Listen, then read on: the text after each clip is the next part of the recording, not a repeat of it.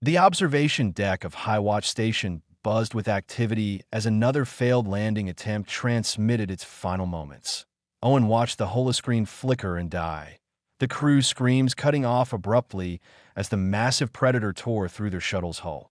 Around him, dozens of alien researchers muttered in their various languages, some clicking mandibles in disgust, others humming low-frequency warnings through crystalline bodies. 17 missions, Goreth announced, his towering drouthy frame casting shadows across 3 workstations. 17 failures because of those animals down there. Owen said nothing, continuing to study the frozen final frame of the transmission. The creature responsible filled the entire viewport, 6 legs like steel pistons, jaws that could swallow a transport hull. The crew called her the Widow, though Owen suspected the name came more from fear than any actual knowledge of Ravager's social structure. The human is quiet, acidic. Scientists clicked from across the room. Perhaps he finally understands the magnitude of the threat. Owen glanced up, meeting the compound eyes of the insectoid alien. I understand that none of you have tried actually communicating with them. The room fell silent. Goreth's 4 arms crossed simultaneously, a gesture Owen had learned meant irritation. Communicate? They are animals, human, apex predators with brain capacity barely above reactive instinct. Then why do they coordinate ambushes? Owen asked, pulling up data files he had spent weeks analyzing. Why do they avoid traps they have never encountered before? Why does the Widow specifically target your landing zones, but leave the automated supply drops untouched? A Lumen researcher pulsed with amber light. Their version of laughter. The Deathworlder thinks he knows better than scientists who have studied these creatures for cycles. How entertaining. Owen had grown used to the mockery. At barely 6 feet tall and lacking any natural armor, claws, or enhanced strength, he understood why the other species saw humans as fragile. Earth had only joined the Galactic Council 3 years ago, and most aliens still viewed humanity as an anomaly, a weak species, that somehow survived on a planet that should have killed them. I volunteer for the next surface mission, Owen said quietly. The room erupted. Goreth's booming laugh drowned out the chittering and humming of the others. You? A human? You would not survive 30 seconds in a Ravager's territory. Then you will win your bet, Owen replied, referencing the station-wide wager on human survivability that Goreth had been running since Owen's arrival. The Drouthy's laughter stopped. You know about that? Everyone knows. Owen pulled up his personal console, accessing the mission protocols. I am authorized as a xenobiologist. I have the right to request field assignment. Goreth's expression shifted to something between amusement and curiosity. Your funeral, human. The next landing is scheduled for dawn cycle. We will be targeting the canyon systems where the Widow was last spotted. Owen nodded, already reviewing the terrain data. The other researchers returned to their work, occasionally, glancing his way with what he assumed was pity. Only one approached him later, a young Chittick named Skitter who served as a data analyst. Why do this? Skitter asked, mandibles moving in what Owen had learned was genuine concern. You have nothing to prove. Owen considered the question. How could he explain that growing up in the Australian outback, surrounded by creatures that could kill with a bite or sting, had taught him something these aliens had never learned? That predators were not monsters, just animals trying to survive. That understanding replaced fear, because everyone keeps trying to fight them. Owen said finally. Nobody has tried to understand them. Skitter's antennae twitched. Understanding does not stop teeth and claws. No, Owen agreed, but it might stop the need to use them. The hours before launch passed in preparation. Owen checked his environmental suit 3 times, loaded emergency supplies he hoped he would not need, and studied every second of footage from the Widow's previous encounters. He noticed things others had missed. The way she circled before attacking, always from the same direction. The pauses where she seemed to wait, as if giving the crews time to leave. The kills that were efficient, never cruel. She was not a monster. She was a mother protecting territory. The shuttle bay hummed with energy as Owen boarded the landing craft. The pilot, a Lumen named Bright, pulsed with nervous yellow light. Goreth stood at the bay entrance, all 4 arms raised in a traditional drouthy warrior salute. If you survive, Goreth called, I will admit humans are tougher than they appear. When I survive, Owen corrected. You will admit you were wrong about the Ravagers. The shuttle launched into Red Thorn's atmosphere, red clouds swirling past the viewports. Proximity alarms started immediately, a massive heat signature tracking their descent. The Widow had found them before they even reached the surface. Bright began evasive maneuvers, the shuttle banking hard enough to rattle Owen's teeth. She is hurting us, the pilot said, voice high with fear, driving us toward the canyon system. Owen watched the terrain data, saw the pattern. The Widow was not attacking. She was directing. Cancel evasive, he ordered. What? No. She wants us to land in a specific location. Owen overrode the pilot controls, a privilege granted to senior researchers. Let her guide us. Bright's entire body flickered with distress colors, but the shuttle responded to Owen's commands. They descended where the Widow wanted, into a narrow canyon with high walls and limited escape routes. Perfect for an ambush. The perfect place for a conversation. As the shuttle touched down, Owen could see her through the viewport. Massive, scarred, powerful. The apex predator of an apex predator world. She circled the craft slowly, her shadow blocking the red sun. Owen stood, checking his suit one final time. Bright grabbed his arm with a tendril of light. This is suicide. No. Owen moved toward the airlock. This is first contact. The airlock hissed open. Owen stepped out onto Red Thorn's surface.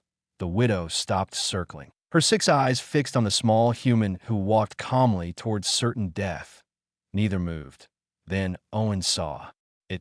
Fresh wounds along her underbelly, and beyond her, the faint sounds of distressed chirping.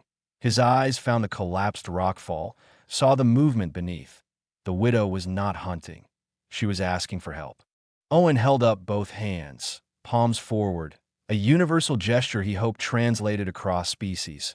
The Widow's massive head tilted, her 6 eyes tracking his every movement with an intelligence that made his heart race.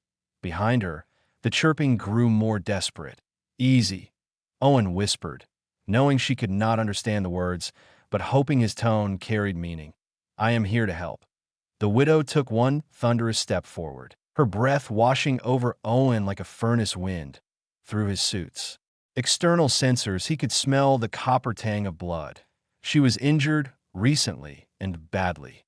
The wounds along her underbelly oozed a dark fluid that steamed in the cold canyon air. Bright's panicked voice crackled through Owen's comm. Get back inside. She's preparing to attack.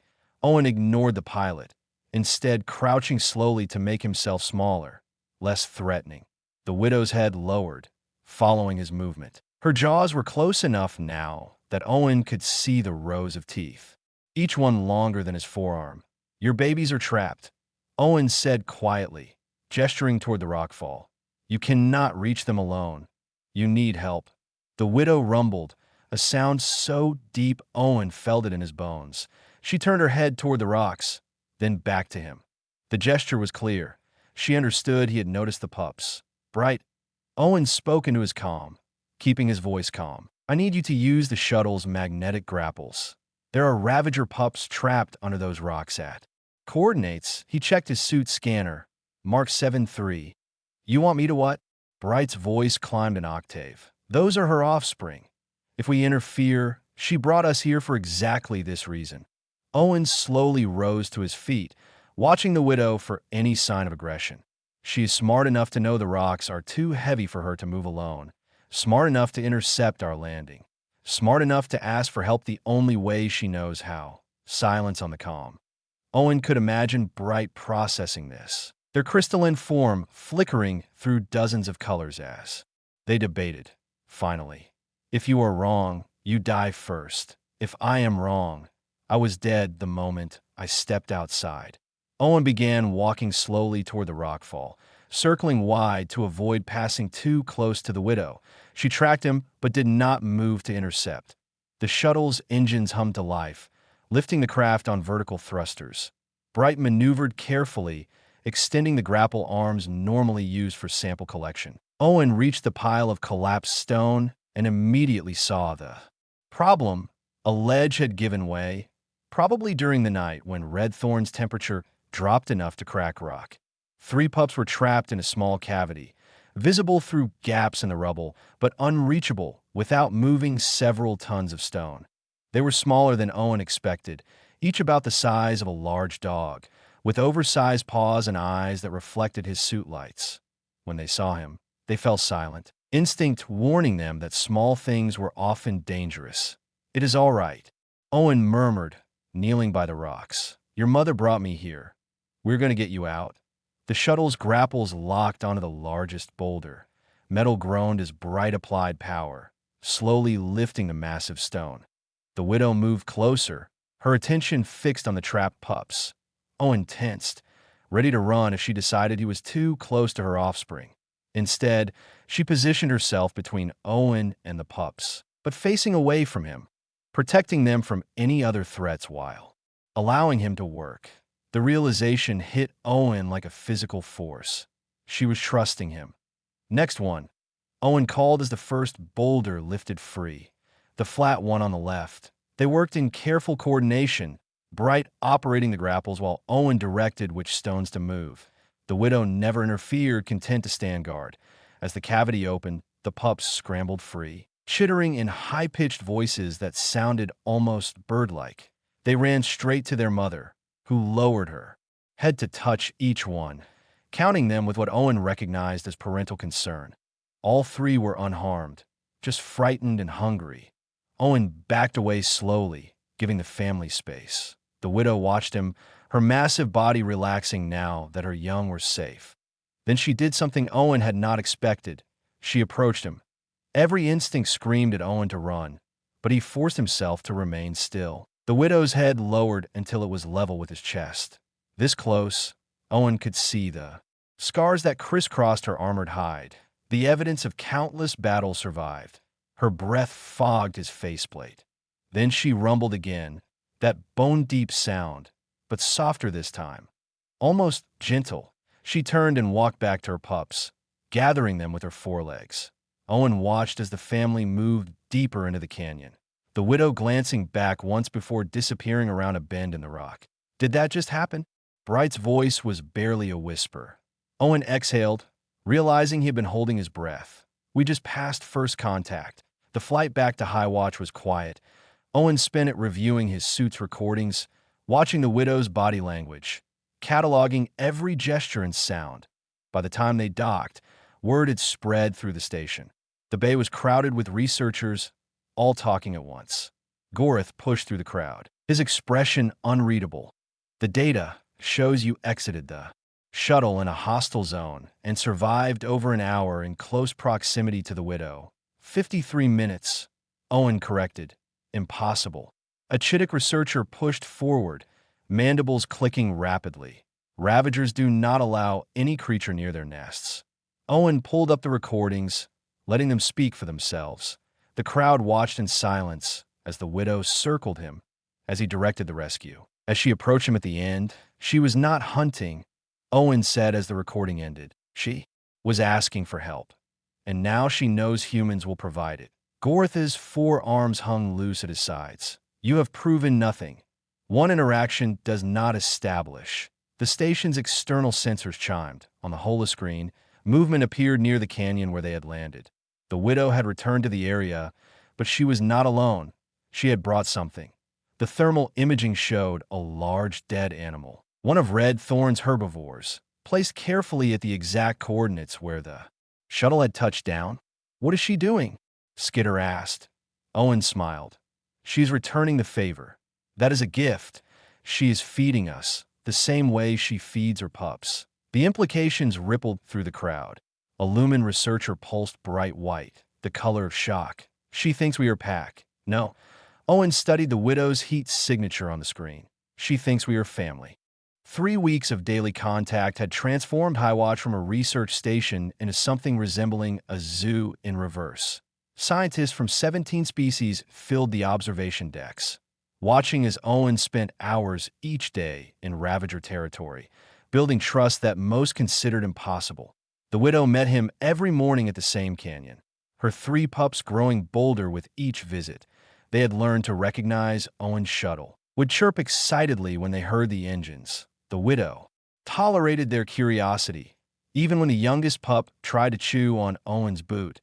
Unprecedented, Skitter declared, reviewing behavioral data. She has integrated a non-ravager in her family unit. This changes everything we know about apex predator psychology. Goreth stood nearby, his skepticism worn down by weeks of successful contact. The human has a gift. I was wrong to doubt Earth's value to the Council. Owen barely heard the praise, focused on his tablet where real-time satellite feeds showed something concerning.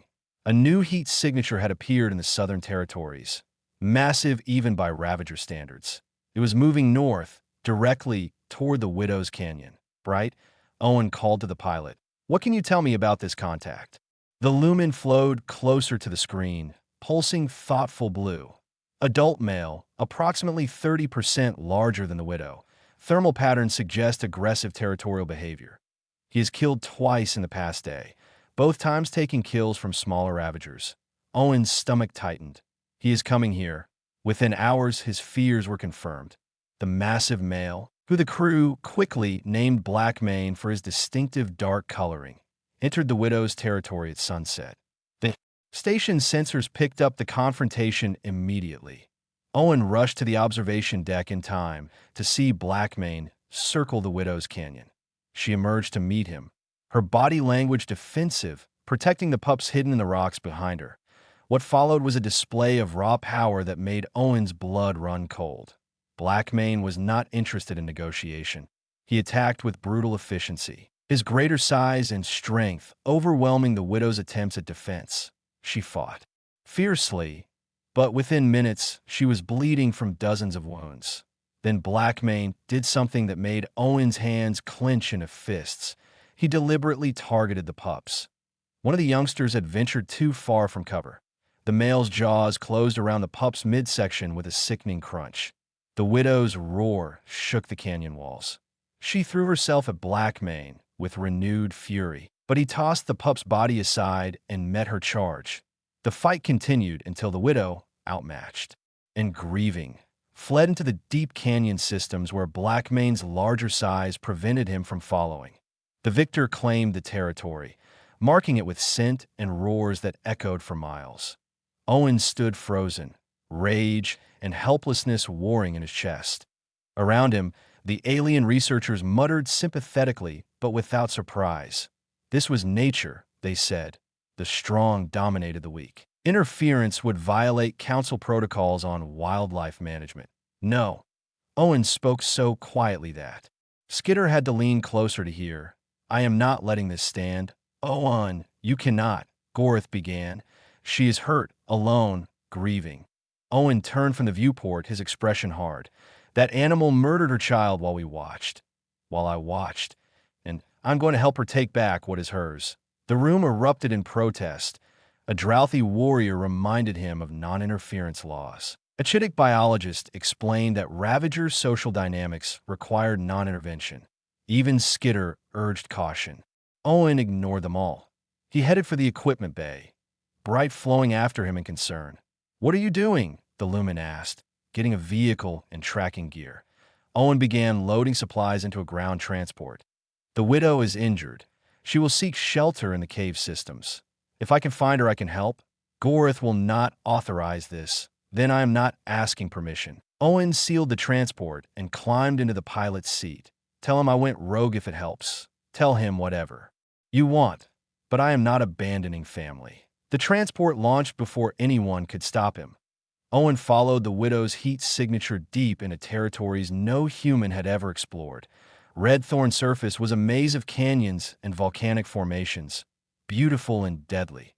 He drove through the night, tracking blood trails and broken vegetation.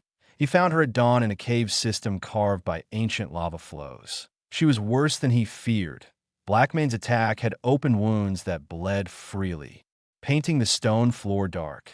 The widow lay in the shadows, her breathing labored, her remaining two pups huddled against her side.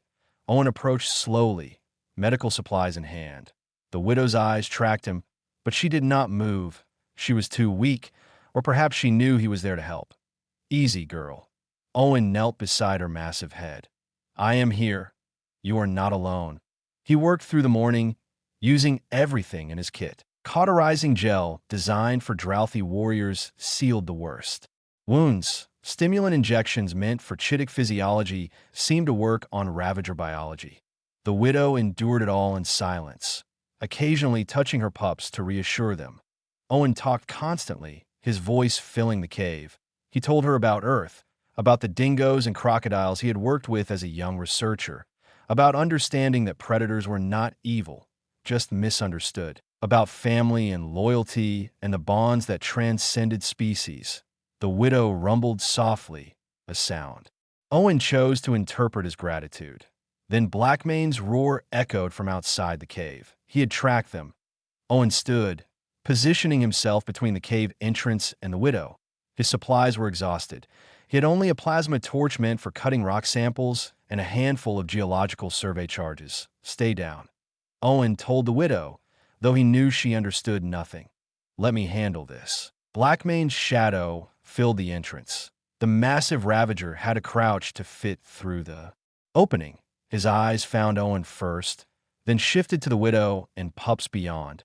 Owen triggered the plasma torch, its blue flame casting dancing shadows. You want them? You go through me first, Blackmane roared. The sound was deafening in the enclosed space. Owen planted the survey charges on the cave walls, his hands steady despite his racing heart. Come on then, you oversized, Blackmane lunged. Owen triggered the charges. The cave ceiling collapsed. Darkness swallowed everything. Owen coughed, lungs burning from dust and debris. The charges had done their job too well, sealing the entrance completely and trapping him in absolute blackness with tons of rock overhead. He fumbled for his helmet lamp, fingers shaking from adrenaline. Light bloomed, revealing a scene from a nightmare. The cave was now half its original size, rubble filling the entrance tunnel. Blackmane had retreated at the last second, his survival instincts overriding his aggression. But that victory felt hollow when Owen turned and saw the widow. She had sheltered her pups beneath her body during the collapse. Both youngsters were unharmed, chirping nervously in the darkness. But the widow herself had been struck by falling rock. A boulder the size of Owen's transport had pinned one of her rear legs. No, no, no. Owen scrambled over debris to reach her. The leg was crushed beyond saving. Even if they escaped, she would never run again, never hunt, never defend. Her territory. She was dead already, just too tough to know it yet. The widow's eyes found his. In their depths, Owen saw not fear but a terrible understanding. She knew what the injury meant. She touched her pups gently, then looked at Owen with an expression that broke his heart. Take care of them. No. Owen's voice cracked. No. I am not giving up on you. We are getting out of here, all of us. He assessed their situation with forced calm. The collapse had blocked the main entrance, but caves this size usually had multiple openings. Air was flowing from somewhere. His suit's sensors detected a thermal draft coming from deeper in the system. The widow could not move. Her pups would not leave her side. All right. Owen spoke to himself as much as to the Ravagers. New plan. I find the exit. Bring back help. We cut you free. Simple. Except it was not simple. His comm was dead, blocked by tons of rock. The station would not know where to look, and Blackmane was still outside, waiting. Owen spent the first day searching the cave system. His helmet lamp revealed passages that twisted deeper into Red Thorn's crust, some barely wide enough for him to squeeze through. He marked his path, terrified of getting lost in the labyrinth. The widow watched him go and return, her breathing growing shallower each time. The pups stayed close to her, instinctively knowing their mother was failing. On the second day, Owen found water, an underground spring that tasted of minerals but was drinkable. He filled his suit's reservoir and brought it back to the widow. She drank gratefully, her tongue carefully taking water from his cupped hands. You are going to be fine, Owen lied, stroking the armored ridge above her eyes. We just need time. The widow rumbled, a sound so quiet Owen almost missed it.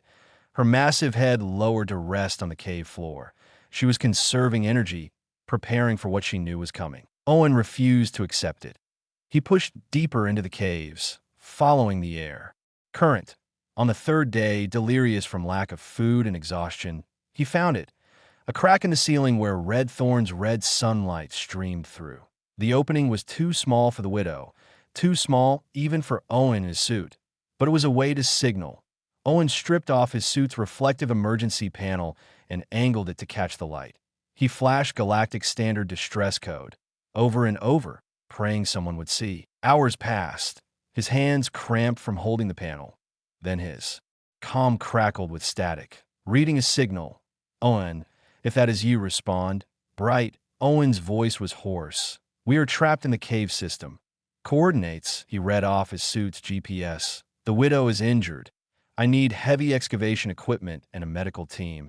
The entire station has been searching. Gorith is leading the rescue. Hold position. Owen returned to find the widow had deteriorated further. Her breathing was ragged, her eyes glazed with pain. The pups huddled against her there, chirping weak and frightened. Help is coming. Owen knelt beside her, placing his hand on her scarred hide. Just hold on a little longer. The widow's massive eye focused on him. She made a sound Owen had never heard before, something between a purr and a whimper. Then she did something that would haunt him forever. She pushed her pups toward him. No. Owen shook his head. No. You're going to raise them. You are going to. The widow pushed them again, more insistently. The pups climbed onto Owen, their small claws pricking through his clothes. They were terrified, confused, wanting their mother.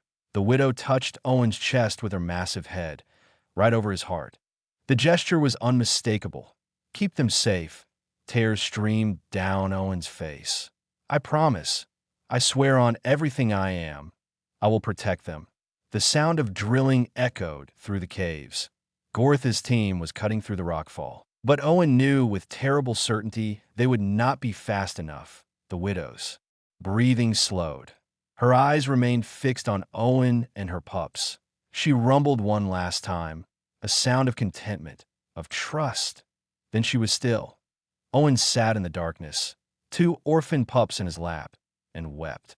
He wept for a mother who had trusted him with her greatest treasures, for a friendship that had transcended species and language, for a creature who had been strong enough to conquer a hostile world, but gentle enough to gift her children to an alien she barely knew. The rescue team broke through to find him still there, the pups asleep against his chest, the widow's head resting near his feet. Gorith took in the scene and bowed all 4 arms. She chose you. She chose to trust. Owen's voice was hollow. And I failed her. No. Skitter emerged from behind Gorith, mandibles trembling with emotion. You gave her peace. She died knowing her children would be protected. For a mother, that is everything. They carried Owen and the pups out into red thorn sunlight. As they emerged, a roar shook the canyon. Blackmane stood on a distant ridge, silhouetted against the red sky. He had been waiting. Owen looked at the pups in his arms, then at the massive male who had killed their mother and sibling. Get me back to the station. Owen's voice was cold. We have work to do. What work? Gorith asked. Teaching a bully what happens when you mess with family. 6 months later, Owen stood in the grand chamber of the Galactic Council, surrounded by representatives from 200 worlds. Behind him, sealed in a specially designed transport, the widow's 2 surviving pups dozed peacefully. They were massive now, each nearly adult size, but they still treated Owen like a parent. This is unprecedented. The council speaker, an ancient being of pure energy contained in a crystalline matrix, pulsed with agitation. You bring apex predators into the heart of galactic civilization. I bring proof. Owen gestured to the holographic displays showing months of footage.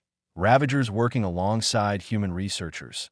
Predators who learn to recognize individuals, to cooperate, to communicate through gesture and sound. These creatures are not mindless killers. They are intelligent, social, capable of cross-species bonds. A drouthy supremacist named Thorak rose from his seat, his 4 arms spread in a gesture of challenge. You prove only that humans are dangerous. You befriend the most deadly creatures in known space and call it progress. What stops you from weaponizing these animals against us? Murmurs of agreement rippled through the chamber. Owen had expected this. The Drouthy had built their reputation on being the galaxy's premier warriors. The idea that humans could form partnerships with creatures even they feared was threatening to their identity. "Nothing stops us," Owen said quietly, "except that we choose not to. That is what makes humans different. We do not seek to dominate or control. We seek to understand." "Pretty words." Thorak's voice dripped contempt. "But I have read the reports. You destroyed a rival Ravager to protect your pet. You interfered in natural selection. You prove humans will use violence when it suits them." Owen felt his jaw tighten. After the widow's death, he had spent weeks planning. Gorath had provided tactical support. Skitter had analyzed Blackmane's behavioral patterns. Bright had modified equipment. They had worked together, multiple species united by grief and determination. The trap had been elegant. Sonic lures drew Blackmane into a box canyon. Seismic charges created rock slides that hemmed him in, and Owen, wearing a powered exosuit designed for mining, had faced the massive predator alone. The fight had been brutal. Blackmane was stronger, faster, more experienced. But Owen had something the Ravager did not: the ability to plan, to adapt, to use terrain and tools. When Blackmane lunged, Owen triggered the final charge. The canyon floor collapsed, sending the massive predator tumbling into a ravine deep enough that his roars took seconds to fade. Blackmane had survived the fall, but his reign of terror ended. Other Ravagers, freed from his dominance, claimed the territories he had held. The widow's surviving pups inherited their mother's canyon, and Owen became something the galaxy had never seen: a human accepted as family by apex predators. "I protected my family," Owen said simply, "as any of you would. They are not your family." Thorak slammed one fist against his chest. "They are animals you manipulated with food and shelter. Remove those incentives, and they would kill you like any prey." Owen smiled. It was not a kind expression. "Shall we test that theory?" The chamber fell silent. The council speaker pulsed alarmed red. "You cannot be suggesting I am." Owen walked to the transport and opened the seal. The two Ravagers emerged, their size dwarfing most beings in the chamber. Delegates scrambled back, weapons charging, shields activating. The pups ignored them all. They bounded to Owen like excited dogs, nearly bowling him over with their enthusiasm. He laughed, scratching behind the ridge where their eyes clustered. They rumbled contentedly, a sound that vibrated through the floor.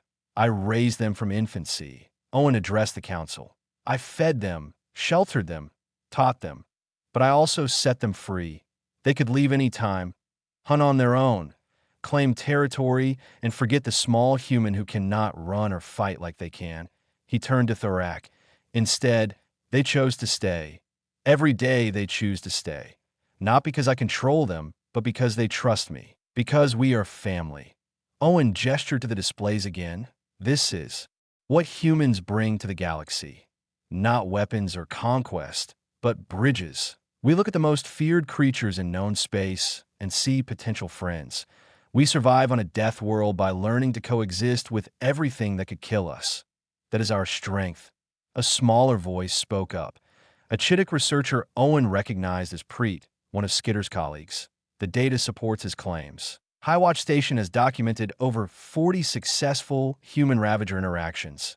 3 other research teams have replicated the results. The implications for dangerous world colonization are significant. More than that. Gorath's voice boomed as he entered the chamber. The Drouthy warrior wore formal armor, marking him as an official representative. "I nominate humanity for the position of ecological diplomat. Let them lead integration efforts on hostile worlds. Let them teach us what they have learned." Thorak's expression darkened. "You would give these Deathworlders authority over I would give them the job they are already doing better than any of us." Gorath interrupted. "I was wrong about humans, wrong about their weakness, wrong about their value. I admit my error before this council." The admission from a Drouthy warrior carried weight. Delegates began conferring, voting panels lighting up. Owen watched the tally, heart pounding. This was bigger than him or the widow or even the Ravagers. This was about humanity's place among the stars. The council's speaker pulsed brilliant white. The vote is concluded. Humanity is granted the title of ecological diplomat. They will lead integration efforts on hostile worlds with full council support. Thorak stood abruptly. This council is making a grave mistake. He and several other drouthy delegates filed out. Owen barely noticed. He was surrounded by well-wishers, researchers eager to learn his methods, diplomats asking about Earth's wildlife. The widow's pups pressed close, protective even in this strange place. Skitter approached, mandibles clicking with joy. You did it. You changed how the galaxy sees both humans and predators. No. Owen stroked one of the pup's armored heads. The widow did it. She taught me that trust transcends species. I just share the lesson. That night, Owen stood in Highwatch's observation deck, watching Red Thorn rotate below. The planet that had killed so many now thrived with life, both native and adopted. Ravagers roamed freely, many now familiar with human researchers, some even sought out contact, curious about the small aliens who showed them kindness. One of the pups nudged Owen's hand. He smiled, scratching the spot she liked. Your mother would be proud, he whispered. She changed the galaxy without ever leaving her canyon. The pup rumbled. Outside, Red Thorn's surface glowed in the light of its star. Somewhere down there, in a canyon system marked on no map, the widow's body had returned to the soil. But her legacy lived on in every human Ravager bond, in every researcher who chose understanding over fear. A new message appeared on Owen's datapad. Another world was requesting human assistance. This one hosted creatures that swam through methane seas, predators that hunted in zero gravity, life that defied every expectation. Owen accepted the assignment. Behind him, the pups wrestled playfully, their roars of joy echoing through the station. Humanity had found its purpose among the stars, not as conquerors or warriors, but as the species who looked at the universe's most dangerous creatures and said, "Hello, friend," and the galaxy would never be the same.